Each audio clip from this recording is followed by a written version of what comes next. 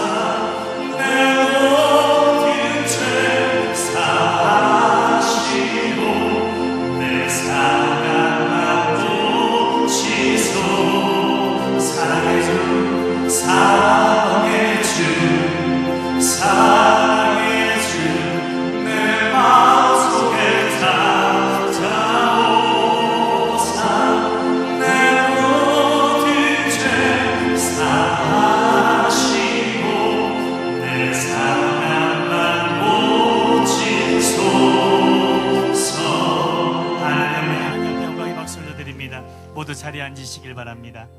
이 시간 함께 우리가 참회의 고백을 드리는 시간을 갖도록 하겠습니다. 지난 한 주간 우리의 삶을 되돌아보면서 하나님 앞에 부끄러웠던 모습, 이 시간 연약했던 우리의 모습을 모두 내려놓고 참회의 고백을 드리는 시간입니다. 사랑의 하나님, 우리는 오늘도 주님 앞에 부끄러운 모습으로 섰습니다. 그렇게 하나님을 사랑한다 하면서도 말씀을 잊지 못하고 말씀대로 살지 못했던 우리의 모습입니다.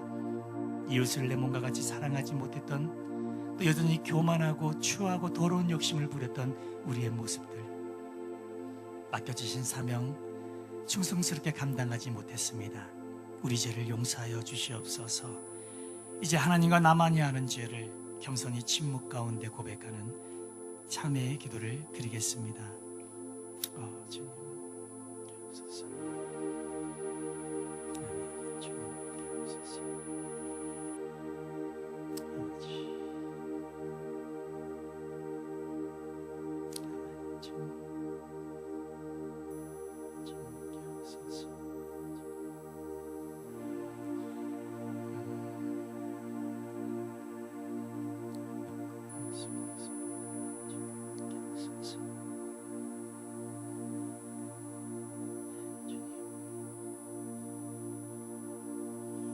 하늘의 문을 여소서, 이곳을 주목하소서. 주를 향한 노래가 꺼지지 않으니 하늘 열어보소서. 이곳에 임재하소서. 주님을 기다립니다. 기도의 향기가 하늘에 닿으니 주여 임재하여 주소서. 다시 한번 함께 고백합니다. 하늘의 문을 여소서. 하늘의 문을 여소서.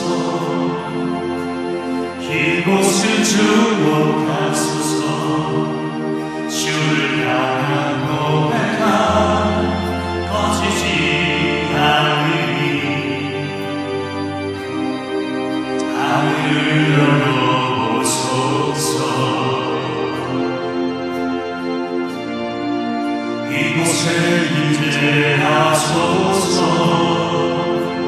주님을 기다립니다.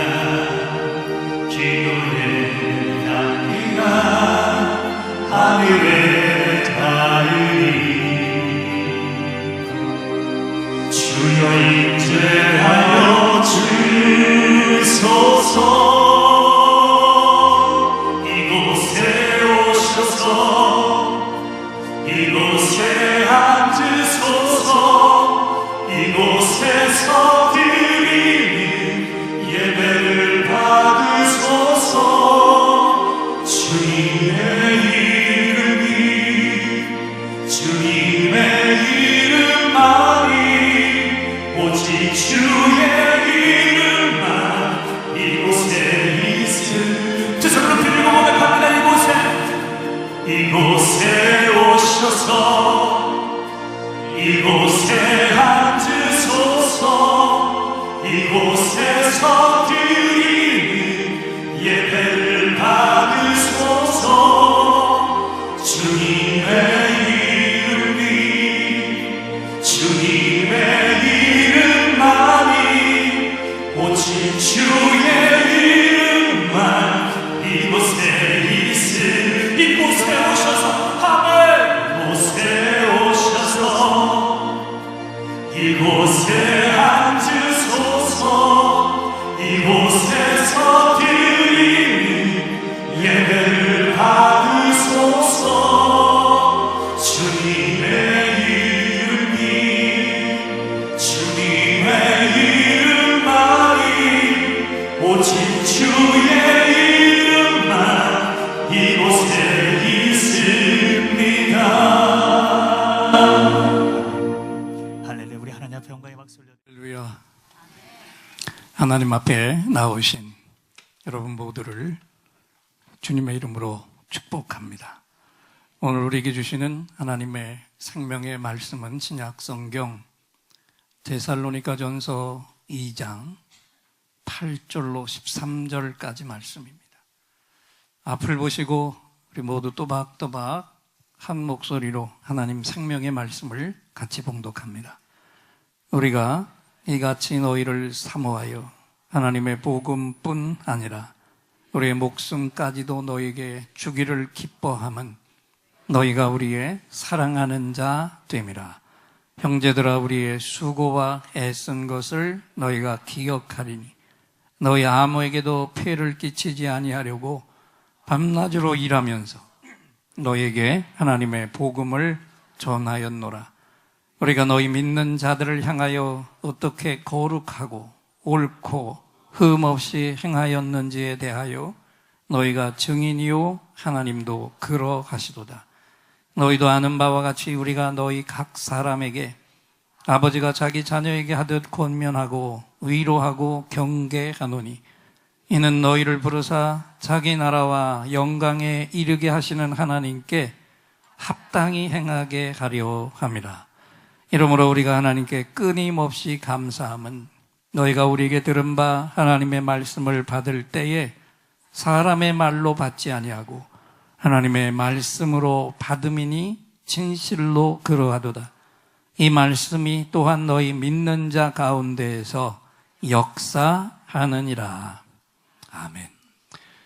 우리 옆에 분을 바라보시고 말씀 받기 전에 인사합니다. 최고로 멋지신 분이십니다. 사랑의 수고를 회복하세요. 이제는 고인이 된 이분 잘 아시죠? 황수관 박사. 근데 이분은 사실 어린 시절에 이미 죽었던 사람이었습니다. 이분의 어머니 이야기가 이분이 강의나 간증할 때마다 언제나 빠지지 않고 등장했는데 그중 하나의 이야기예요.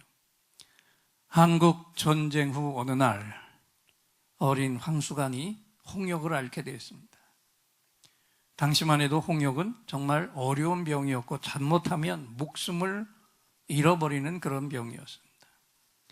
그런데 이 몹쓸 홍역을 앓다가 그냥 숨이 끊어지게 된 겁니다.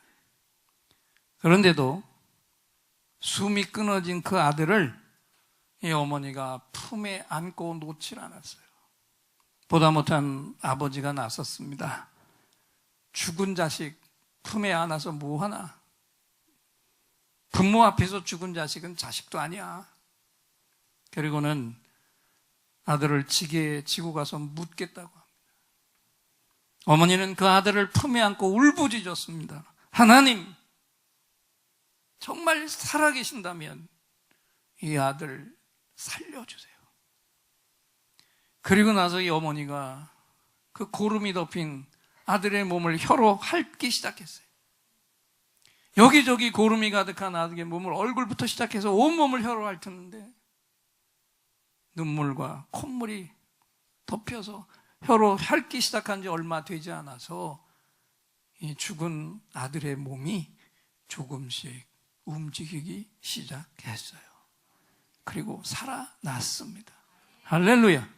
누구도 막을 수 없는 어머니의 사랑이 죽은 자식을 죽음에서 건져내었습니다. 오늘 본문의 말씀도 사실 영적으로 보면 이런 역사를 느낄 수 있는 데살로니가 교회를 향한 바울 사도의 그 뜨거운 사랑의 심장을 볼 수 있는 그런 말씀입니다. 바울과 데살로니가 교회 그 인연은 이렇게 시작됩니다. 사도 바울이 2차 전도 여행을 떠나서 데살로니가 교회를 설립했는데 그 선교가 너무 성공적이어서 유대인의 회당에 들어가서 거기서 바울의 복음 선포가 이루어집니다. 그리고 최초의 데살로니가 교회가 야손이라고 하는 사람의 집에서 시작됐는데 그 바울의 선교가 얼마나 성공적이었는지를 사도행전 17장 1절부터 4절까지 읽어가면서 알겠습니다. 그들이 암비볼리와 아볼로니아로 다녀가 데살로니가에 이르니 거기 유대인의 회당이 있는지라. 바울이 자기의 관례대로 그들에게로 들어가서 새 안식일의 성경을 가지고 강론하며 뜻을 풀어 그리스도가 해를 받고 죽은 자 가운데서 다시 살아나야 할 것을 증언하고 이르되, 내가 너에게 전하는 이 예수가 곧 그리스도라 하니 그 중에 어떤 사람 곧 경건한 헬라인의 큰 무리와 적지 않은 귀부인도 고난을 받고 바울과 실라를 따르니라. 아멘. 자, 예수께서 이 땅에 오신 그리스도 메시아였다는 복음을 선포했을 때 유대인도 아닌 헬라 사람들의 큰 무리가 하나님 앞에 돌아오는 거예요. 적지 않은 귀족의 부인들까지 예수 그리스도를 영접하는 놀라운 역사가 일어났습니다. 그런데 이 성공적인 선교에 찬물을 끼얹는 거센 압박이 시작되었습니다. 야손의 가정에, 교회가 세워진 그 가정에 환란이 들이닥쳤습니다. 사도행전 17장 5절부터 9절까지 읽으면 그 상황이 어떤지 알 수가 있어요. 함께 읽겠습니다. 그러나 유대인들은 시기하여 저자의 어떤 불량한 사람들을 데리고 떼를 지어 성을 소동하게 하여 야손의 집에 침입하여 그들을 백성에게 끌어내려고 찾았으나 발견하지 못하매 야손과 및 형제들을 끌고 읍장들 앞에 가서 소리질러 이르되, 천하를 어지럽게 하던 이 사람들이 여기도 이름에 야손이 그들을 맞아들였도다. 이 사람들이 다 가이상의 명을 거역하여 말하되 다른 임금 곧 예수라는 이가 있다 하더이다 하니, 무리와 읍장들이 이 말을 듣고 소동하여 야손과 그 나머지 사람들에게 보석금을 받아 놓아 주니라.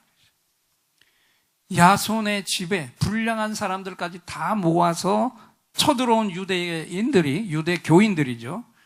바울과 그 선교 일행들을 찾으려고 했는데 찾지 못하자 그 집주인 야손과 그 교인들을 끌고 읍장들 앞으로 가서 고발을 합니다. 그 내용이 이겁니다. 가이사 황제만이 황제인데 그 명을 어기고 가이사 외에도 임금 예수가 있다고 외치는 자들입니다. 그래서 결론은 그 야손과 끌려간 일행들이 보석금을 내고야 풀려났습니다. 바울이 이 사실을 알고 급히 몸을 피할 수밖에 없어서 성공적인 출발을 했던 데살로니가 선교는 이렇게 막을 내리게 되고, 그 지역을 피해서 베레아라고 하는 지역으로 바울이 옮겨서 선교를 하게 됩니다. 그곳에서 또 능력 있는 선교를 하던 바울에게 또다시 문제가 불거졌습니다. 이 데살로니가에서 공격했던 극성스러운 유대인들이 베레아까지 쫓아왔어요. 자, 사도행전 17장 13절 14절 말씀을 또 읽어봅니다. 데살로니가에 있는 유대인들은 바울이 하나님의 말씀을 베레아에서도 전하는 줄을 알고 거기도 가서 무리를 움직여 소동하게 하거늘 형제들이 곧 바울을 내보내어 바다까지 가게 하되 실라와 디모데는 아직 거기 머물더라.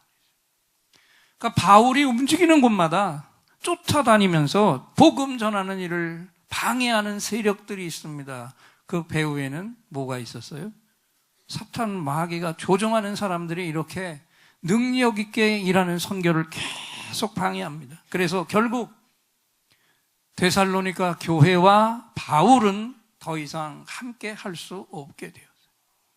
그런데도 정말 감사한 건 기적처럼 이 어려운 상황에서도 데살로니가 교회가 다른 교회들이 본받아야 할 정도로 성숙한 신앙을 세우면서, 한번 따라합시다. 소문난 교회.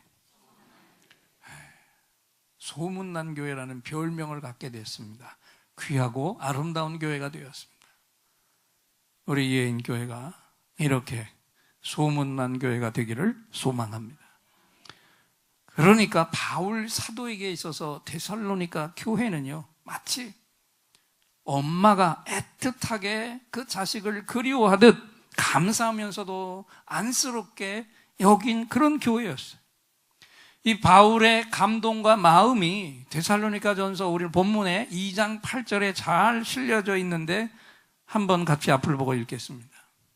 우리가 이같이 너희를 사모하여 하나님의 복음뿐 아니라 우리의 목숨까지도 너에게 주기를 기뻐함은 너희가 우리의 사랑하는 자 됨이라. 아멘. 잘 보세요. 바울 사도가 이 데살로니가 교인 한 분 한 분을 얼마나 사랑하고 있었는지 이 본문 한 기절에 다 드러나 있습니다. 자신의 목숨조차도 얼마든지 기뻐하며 내줄 수 있다 고백했어요. 바울은 마치 아이를 위해서는, 자기 아이를 위해서는 심장이라도 떼어내줄 수 있는 그런 어머니의 심정으로 데살로니가 교회와 교인들을 그렇게 사랑했어요.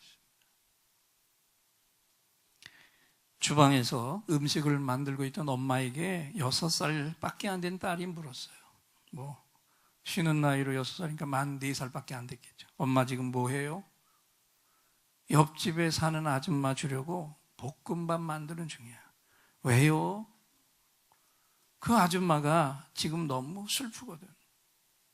얼마 전에 딸을 잃어버려서 마음에 큰 상처를 입었단다. 그래서 우리가 한동안은 위로해줘야 돼. 왜 우리가 돌봐줘야 돼요? 얘야, 사람은 아주 많이 슬플 때는 음식을 만드는 것도 집안 청소 같은 작은 일도 하기가 어려워지거든. 아줌마는 딸을 잃어버려서 한동안은 아무것도 할 수가 없단다. 그러니 너도 아줌마에게 도움이 될 좋은 방법을 한번 생각해봐. 얼마 후에 이 어린아이가 그 아줌마를 찾아갔어요. 웃음도 없이 목소리도 젖은 목소리로 눈에 물기도 마르지 않은 아줌마가 이 아이를 맞았습니다. 얘, 너 무슨 일이니? 웬일이니? 엄마가 그러는데요, 아줌마가 딸을 잃고 마음에 상처가 나서 그래서 너무 슬프다고 했어요. 이거 받으세요. 그리고 손을 내밀었는데 일회용 반창고가 들려져 있어요. 아줌마, 마음에 난 상처에 이걸 한번 붙여봐요. 그러면 금방 나올 거예요. 이 아줌마가 목이 메고 눈물이 왈칵 쏟아졌어요. 무릎을 꿇고 아이를 껴안고 눈물을 쏟으면서 말했습니다. 고맙다 얘야, 정말 고마워. 이 반창고가 아줌마 상처를 금방 낫게 해줄 거야. 그리고는 상점으로 달려가서 사진을 넣을 수 있는 투명한 열쇠 고리를 사다가 그 속에 이 아이가 준 반창고를 넣었어요.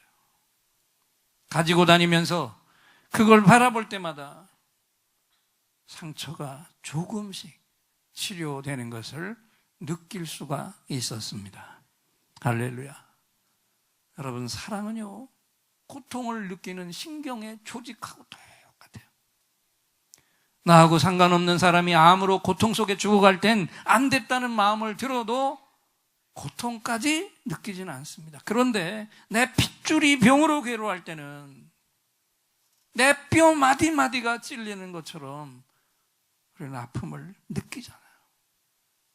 바울 사도가 지금 이런 사랑을 아직은 여리고 여린 데살로니가 교회 성도들을 향해 부어주고 있었습니다. 그런데 이 소문난 교회에 한 가지 티가 있었습니다.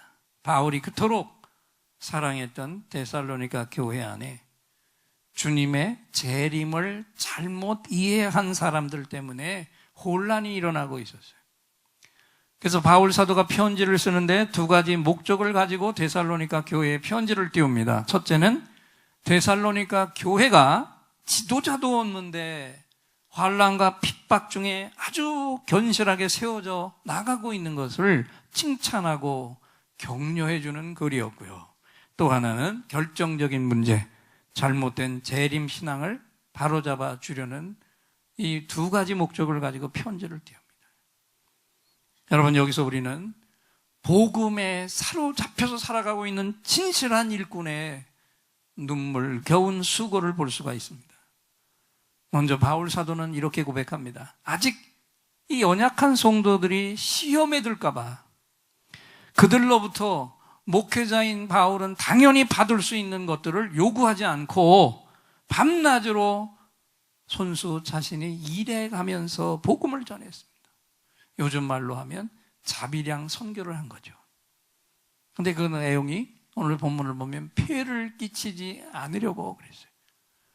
연약한 자들의 마음이 상하지 않게 하려고. 할렐루야.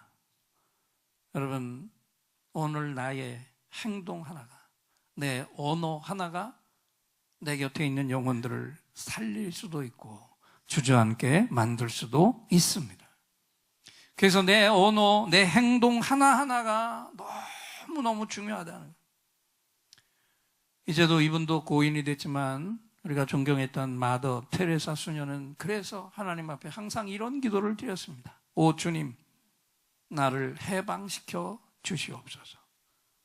존경받으려는 욕망으로부터, 사랑받으려는 욕망으로부터, 칭찬받으려는 욕망으로부터, 명예로워지려는 욕망으로부터, 찬양받으려는 욕망으로부터, 선택받으려는 욕망으로부터, 인정받으려는 욕망으로부터, 인기를 끌려는 욕망으로부터 나를 해방시켜 주시옵소서. 자, 이렇게 신실한 일꾼들. 그 다음에 바울은요, 모든 믿는 자들 앞에서 누가 봐도 전혀 부끄럽지 않은 거룩한 삶, 옳고 흠이 없는 삶을 살았다고 고백했습니다. 여러분, 먼저 믿은 교인들이 할 일이 뭘까요? 먼저 예수님을 영접한 교인들이 나중 믿은 사람들에게 해야 할 일이 뭐니까? 믿음의 경건한 삶의 본을 보여주는 것인 줄 믿습니다. 어느 날 한 어머니가 아들을 데리고 이 성자가 안디를 찾아왔어요.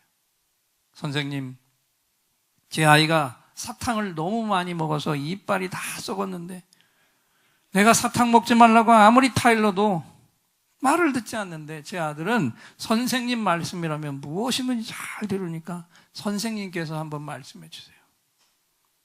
그런데 깐디가 이렇게 말했어요. 한 달 후에 데리고 오세요. 그러면 그때 말해줄게요.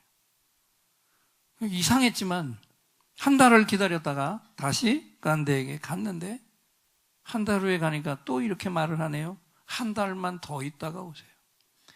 아니, 또 한 달을 더 기다려야 돼요? 예, 한 달만 더 있다가 오세요.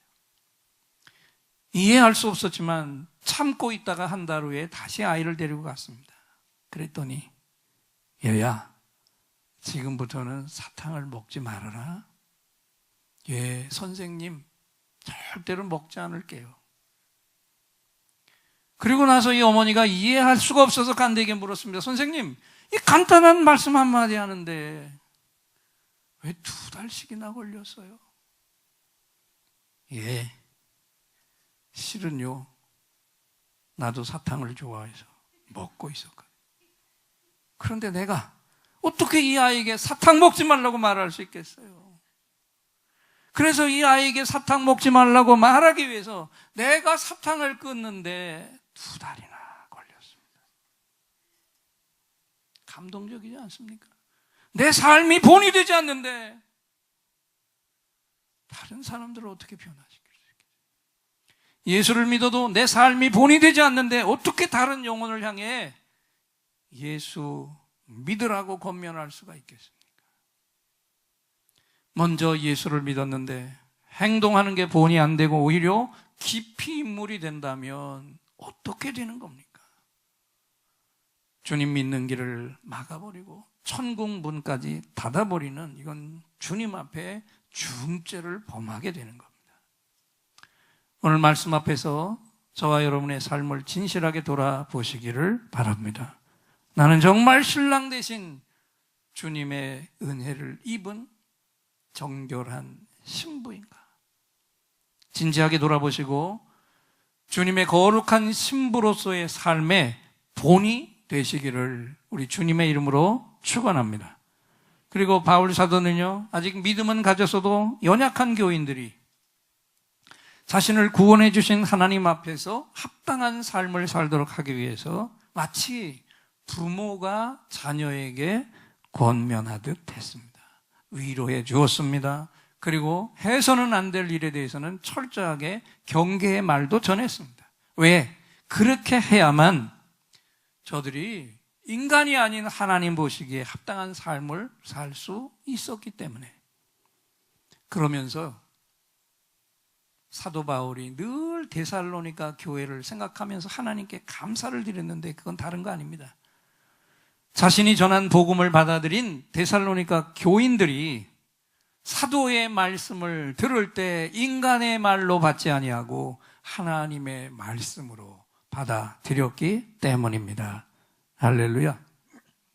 사도가 전하는 그 말씀을 사람의 말로 듣지 않고 하나님의 음성으로 들었어요. 이런 믿음을 가진 사람들에게서는 그 받은 말씀이 그들의 삶 속에서 놀라운 역사를 일으키는 줄 믿습니다. 여러분, 오늘 내 삶이, 내 신앙이 내 가장 가까이 있는 내 곁에 주위 사람들에게 어떤 영향을 끼치고 있습니까? 내 삶이 주님을 닮았을 때 내가 하는 말이 주님의 말씀처럼 들릴 수 있다. 꼭 기억하시기 바랍니다. 그리고 그렇게 말씀을 받은 자들 속에서는 오늘도 새로운 변화가 일어납니다. 그 영혼이 살아납니다. 주님이 동행하시는 증거가 다른 사람들에게까지 확연하게 드러나는 줄 믿습니다. 옛날에 한 인디안 추장이 있었는데 어느 날 한 백인이 찾아와서 하룻밤을 같이 지냈습니다. 오두막집에서 하룻밤을 같이 지냈는데 다음날 아침에 이 추장이 그 백인을 오두막집에서 나오게 하고 물었어요. 당신은 지난밤에 우리가 잔 이 오두막집 앞을 통과한 사람들이 얼마나 된다고 생각합니까? 마침 눈이 와 있어서 그 백인이 자세히 눈길을 봤더니 거기에 선명하게 한 사람이 걸어간 발자국이 남아있었어요. 아무리 찾아도 다른 발자국은 없어서 어젯밤에 한 사람이 지나갔군요. 했더니 추장이 이렇게 말했어요. 사실은 지난밤에 우리가 잔 오두막집 앞을 수백 명의 인디안들이 한 부족 전체가 지나갔어요. 그러면서 이런 설명을 했어요. 인디언들은 자기가 어떤 곳으로 갔는지 알리고 싶지 않을 때는 추장이 제일 먼저 선두에 서고 나머지 사람들이 일렬로 따라가면서 추장이 밟았던 그 발자국만 정확히 밟고 지나갑니다. 그래서 단 하나의 발자국만 남깁니다. 잘 보세요. 이게요, 수백 명이 아니라 한 사람만 지나간 것처럼 보이죠? 여러분, 우리가 예수를 믿고 본이 되는 삶을 산다는 것은 간단하게 이야기하면 바로 이것입니다. 예수님이 걸어가신 그 발자국 위에 내 발자국을 그대로 올려놓으면 됩니다. 아멘. 근데 우리 문제가 뭐예요? 주님이 걸어가신 그 발자국 위에 내 발을 그대로 얹어놓기만 하면 되는데, 아니, 끝없이 내 발자국을 내가 스스로 다르게 새로 내서 내 마음대로 걸어왔기 때문에 일어나는 일들입니다. 지금이라도 이 말씀을 들으면서 내 삶의 걸음을 주님이 말씀하신 그리고 행하신 그 발자국 위에 그대로 한 걸음씩만 올려놓으시기를 주님의 이름으로 부탁합니다. 이어서 이 찬송 한번 하나님 앞에 올려드리겠습니다. 오늘 말씀을 기억하면서 주님의 그 발자국 위에 내 발자국을 올려놓기만 되면, 이것을 기억하면서 예수 나를 오라 하네, 예수 나를 오라 하네, 어디든지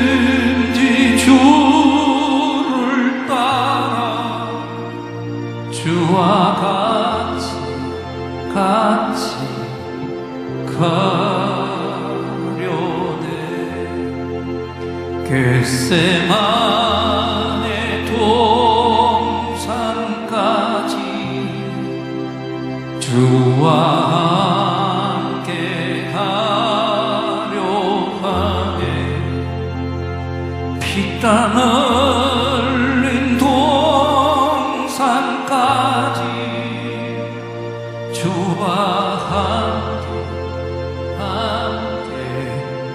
가려네. 심판하실 자리까지 주와 함께 가려 하네. 심판하실 자리까지 주와 함께 가려네.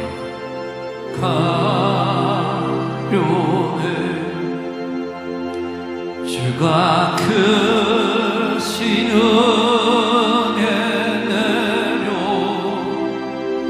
나를 항상 돌보시고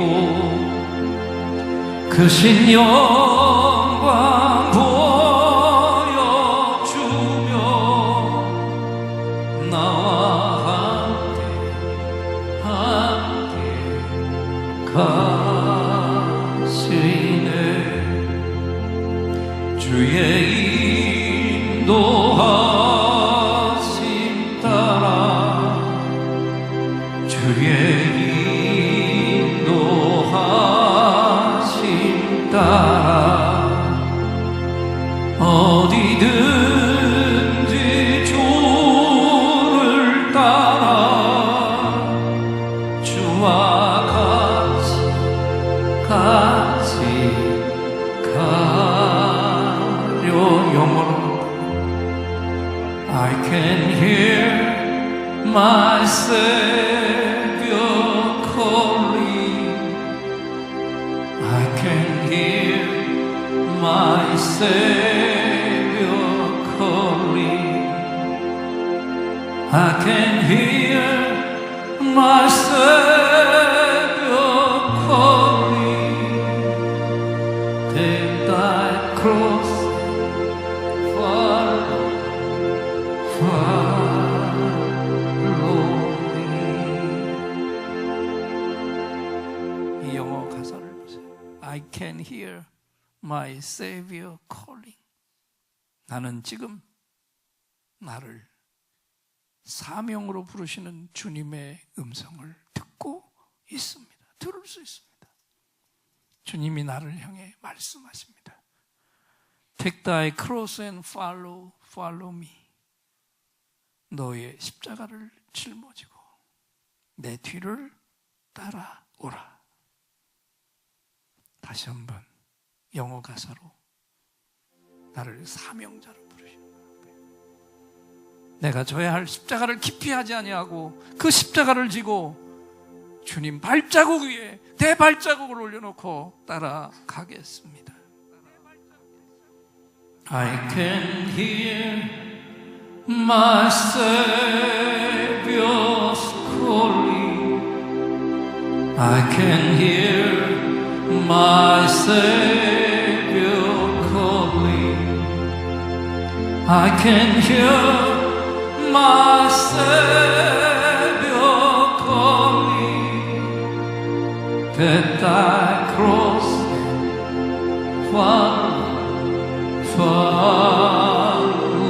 두 손을 높이 드시고 I can hear my Savior's calling. I can hear my Savior's calling. I can hear my Savior's calling. Take thy cross and follow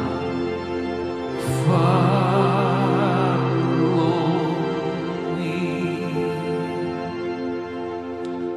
할렐루야. 오늘 저와 여러분은요, 네, 하나님이 나의 증인으로 서실 수 있을 만큼 영적으로 떳떳한 인생을 살아야 할 것입니다. 누구에게든지 거룩한 설득력을 얻기 위해서 우린 반드시 이 삶을 살아가야 돼요.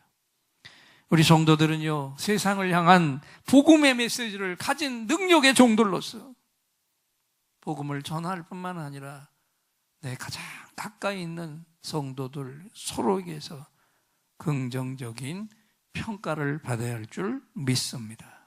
바울은 강조했습니다. 내 관심은 오로지 하나입니다.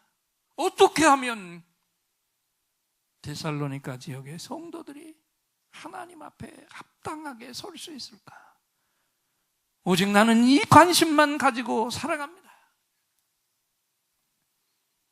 오늘 예배를 드리며 하나님의 음성을 듣고 계신 여러분, 먼저 여러분 자신을 하나님 앞에 깨끗하게 내어 드리십시오.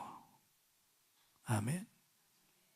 그리고 나와 함께하는 사람들과 주님의 마음, 주님이 주신 비전, 그 사명을 나누시면서 주님이 행하신 그 사랑의 수고를 그대로 따라가는 회복이 일어나야 할 줄 믿습니다. 이것이 종교교회 500주년의 개혁과 변화를 원하는 우리가 오늘도 걸어가야 할 생명의 길, 은혜의 길인 줄 믿습니다. 이제 여러분 조용히 한번 눈을 감아주세요.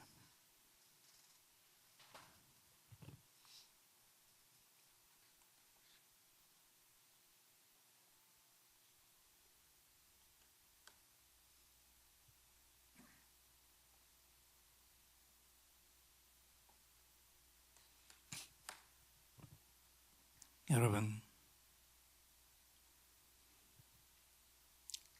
내 심장은요, 하루에 10만 3,689번을 뜁니다. 내 몸속의 피는 하루에 2억 6,880만 킬로미터. 이해 잘 안 가시죠? 서울에서 부산까지 2,700번을 왕복하는 거리를 하루에 내 피가 달려가요. 그리고 하루에 숨을 2만 3,040분을 쉽니다. 내가 큰 수고를 해서 내 심장이 그렇게 많이 뛰어줄까요? 또 내가 달리라고 명령을 해서 내 피가 그렇게 엄청난 거리를 달려줍니까? 아닙니다. 오늘 이 시간도 나를 붙들고 계신, 나를 만드신 하나님의 은혜로 내 심장이 뛰고 내 피가 달려가고 있는 것입니다. 여러분, 내가 하루를 살아가는데요, 엄청난 생명의 유지비가 들어갑니다. 일단 물과 산소가 필요합니다. 심장이 뛰어야 되고, 세포가 생성되고, 먹은 음식들이 소화가 되고, 그것이 열량으로 변해서 각 기관에 보급이 되고, 내 손가락, 발가락이 움직이고, 듣고, 보고, 걷는 것 등등. 누가 계산을 해봤대요. 돈으로 내 생명을 하루에 유지하려면 적어도, 아무리 적어도 하루에 1,000만 원 정도의 시설과 유지비가 필요하답니다. 한 달이면 3억이고요. 1년이면 36억 원이 됩니다. 그런데 우리는 병이 들면 비싼 돈을 지불하고 병을 고치면서도 날마다 1,000만 원의 생명 유지비를 공짜로 쓰고 있다는 사실에 대해서는 전혀 관심도 없고 감사도 없었습니다. 더 놀라운 사실은 하나님이 우리에게 구원을 주셨다는 것입니다. 그것도 아무런 대가도 보상도 바라지 않고 하나님의 은혜로 거저 주셨습니다. 자신의 외아들을 십자가에 못 박게 내어주셨고 다시 살아나게 하심을 통해서 우리를 지옥불 속에서 건져내셨습니다. 십자가의 죽음과 그 죽음을 통해 내 죄를 완전히 사해 주셨고 부활을 통해서 우리에게 영원히 죽지 않는 새 생명을 선물로 주셨습니다. 이 모든 것이 진정 내가 감사할 조건이며 기뻐할 이유가 아닙니까?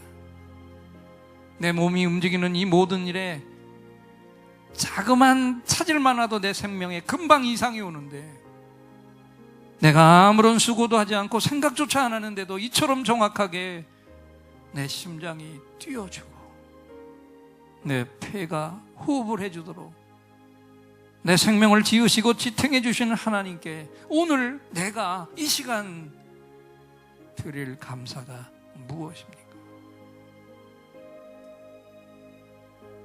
한 영혼 구원의 감사입니다. 할렐루야. 그리고 구체적인 몸을 드리는 헌신입니다. 이제 눈을 뜨십시오. 우리는 지난 3주 동안 릴레이 기도를 하면서 주님이 원하시는 한 영혼 구원과 성전을 주신 하나님께 감사, 건축을, 헌금을 다시 재작정하는 헌신서를 하나님 앞에 드릴 그런 결정들을 했습니다. 이 시간에 주보 안에 있는 유인물들을 다 꺼내시고요. 다시 한번 오늘 부른 찬송을 우리가 부르면서 제일 중요한 것은요, 그 찬송을 부르는 동안에 다시 한번 내 머릿속에 주님이 이 시간 떠올려 주시는 한 영혼, 내가 구원해야 될 그 영혼의 이름을 맨 꼭대기에 적는 날이 있습니다. 올 연말까지 내가 이 영혼을 붙들고 확실하게 구원하겠습니다. 그래서 조용히 기도하는 동안에 그분을 포함해서 올 연말까지 내가 몇 명을 구원할 것인지 내 각오와 작정을 진실하게 기록해 보시기 바랍니다. 또 이미 기도하는 가운데 마음을 준비한 분들은 우리 아름다운 예에 있는 성전의 헌당을 위한 건축의 예물 헌신서가 거기 바로 그대로 아래에 있습니다. 여러 가지 결정을 할 수 있도록 많은 예를 거기 기록해 드렸는데, 진정으로 내가 어떻게 드리는 것을 하나님이 기뻐하실까, 그걸 생각하면서 거기에 가능하면 올 말까지 드려야 돼요. 힘들면 기간을 언제까지 하실 수 있는지 우리 다시 한번 이 찬양을 부를 때 주님 앞에 기도하는 마음으로 들려오는 음성에 우리의 고백을 다시 기록으로 올려드리겠습니다. 예수 나를 오라 하네, 예수 나를 오라 하네, 어디든지 주를 따라 주와 같이 가려네.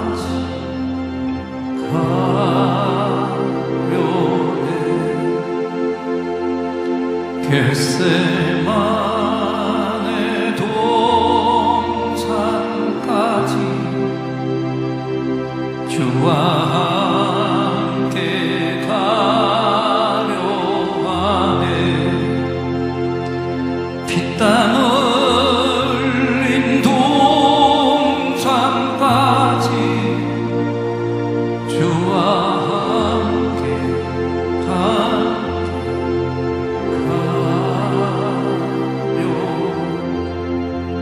시간에 주보 안에 있는 헌신서를 꺼내셔서 계속 연주되는 동안에 주님 앞에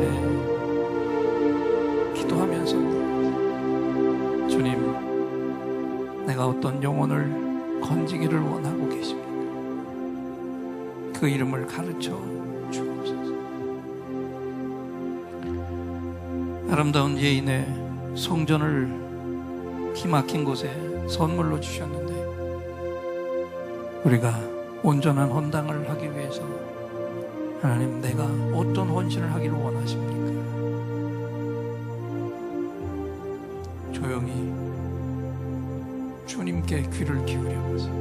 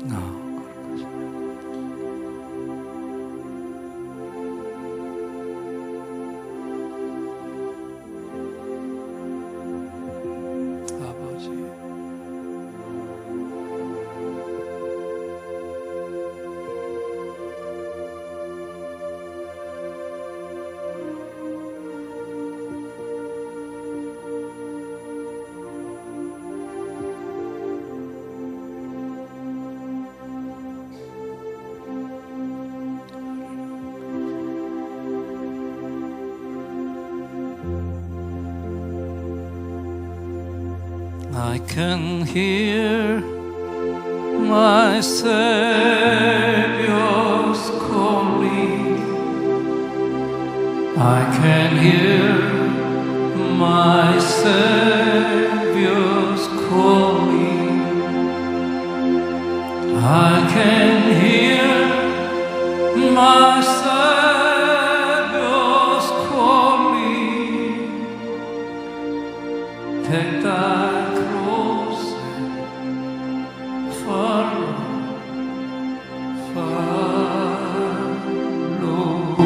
me. 이제 우리 또다시 하늘로부터 특별한 선물이 임하시는 시간입니다. 긴급히 응답받을 기도 제목을 가지고 온 분들과 깊은 상처에 치유가 필요한 분들은 두 손을 가슴에 얹어주시고요. 질병에 치유가 필요한 분들은 질병이 있는 부분에 손을 얹으십시오.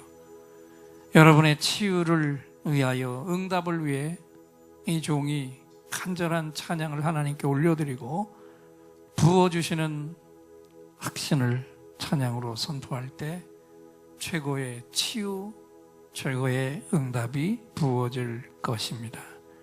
믿음의 손을 얹으시기 바랍니다.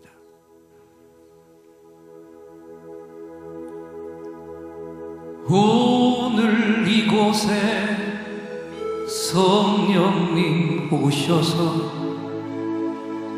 우리의 상처, 우리의 질병을 주여 우리의 영혼을 만지사 생명처럼 뛰게 하옵소서. 여기 이 시간 치유의 찬송을 마음의 귀로 영혼의 눈으로 오직 주님을 찾는 이 가슴에 영원하신 분을 만나리라. 아픈 사람들 여기에 있어요. 이 노래 듣고 소망을 가져요. 주여 불쌍히 여기여 주시사 치유의 힘 받게 하옵소서.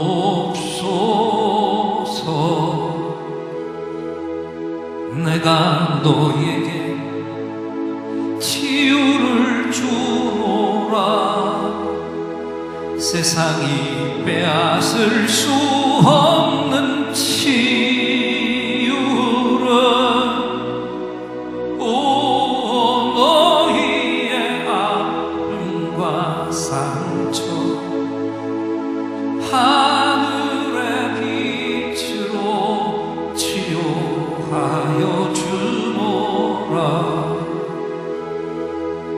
일어나라 소망으로 일어나라 예수를 믿음으로 너의 믿음대로 되는 나라에서 하늘의 문이 열려 모든 병이 사라지네. 하늘의 문이 열려 모든 문제 응답되네. 예수 안에서 치료하소서. 예수 안에서 응답하소서. 예수 안에서 살게 하소서. 예수 안에서 일으키 소서. 예수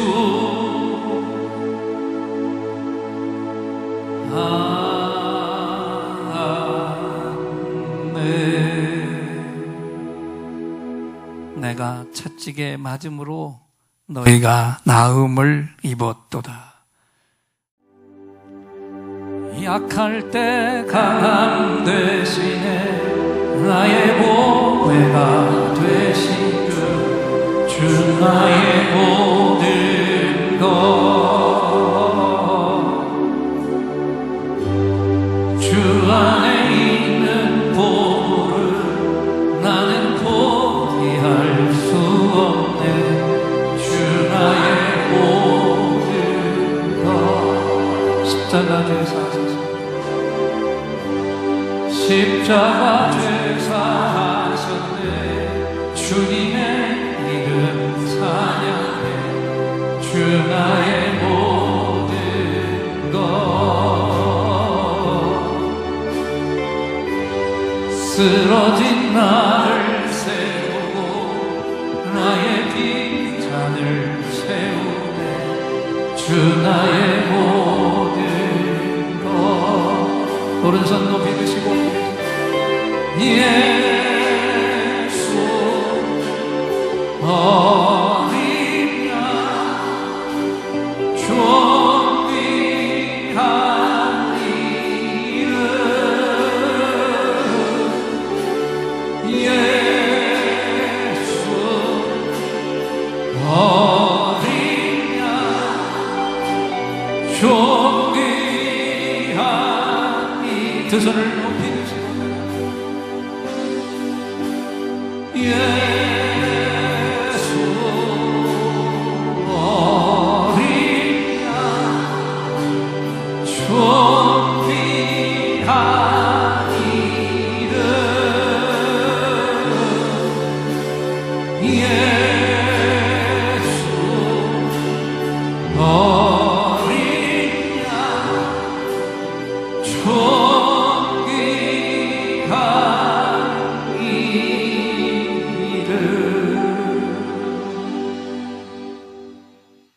지금은 우리 주 예수 그리스도의 은혜와 하나님 아버지의 무한하신 사랑과 성령 하나님의 감동감화 교통하심이 주님의 발자국 위에 내 삶의 발자국 그대로 얹어놓고 사랑의 수고를 통해 영혼들을 건지며 이 땅에 하나님의 나라를 세울 것을 다짐하며 예배를 드린 종들과 함께하지 못한 우리 모든 가족들과 우리가 건져야 할 영혼들 위에 이제로부터 영원토록 함께 계실지어다.